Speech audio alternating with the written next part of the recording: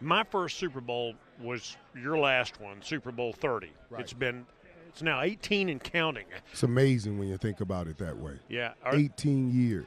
Did you think after walking off the field at Super Bowl XXX that this number would be what it is now? Any idea that it would take 2 decades to get this franchise back there? Well, first of all, after walking off field for Super Bowl XXX, I thought I would get another Super Bowl, or 2 more, as a matter of fact, from that standpoint. So I failed there in accomplishing that, but I certainly didn't expect the Dallas Cowboys to be this far and this long out of returning to this game. I know it's difficult, and it shows you just how important it is for the teams that come, because you don't know if you'll ever get back again. You think you'll get back every year, but it's not the reality, and you may not even come back ever again. Does it appear to you that they are closer or getting further away from being at this goal? Well, they're not that far away. I mean, the Cowboys were 8-8 last year, and I bet you there were 4 games. There's 4 or 5 games that, if I remember correctly, that they may have lost by 3 points or less. That's a play here and there, and you're 11-5 or 12-4, and then you get in the playoff and get a run going. It's just that close.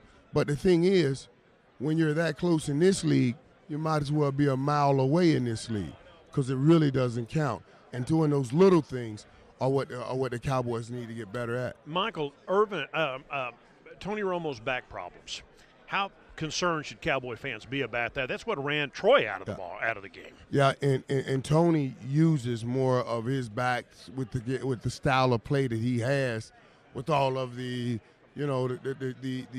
I call super plays that he make, contorting his body and getting away from some of the sacks that he gets away. It's just incredible. So, but the one thing I also say is maybe this helped calm down his game a little bit. Because a lot of times when you do see the mistakes or the bad plays or the bad decisions, it's when Tony kind of eludes a blitz and then tries to reset and throws like he did in the one game and threw an interception. It's when he does those things. So now with the less stable back, maybe you don't want to be so much moving. Maybe you'll stay in the pocket, get rid of the ball, be a little more stiff like Peyton Manning and Tom Brady. Will we ever see in the NFL dynasties like you guys had in the 90s, the Steelers had? You may see one here in Seattle. I mean, they have a real good shot at being one, because and I think building a dynasty brings about those things that are very important. What kind are we? Do we have the right group of guys together? And I think they have the right group of guys together. Did we catch them at the right time? I think they caught them at the right time.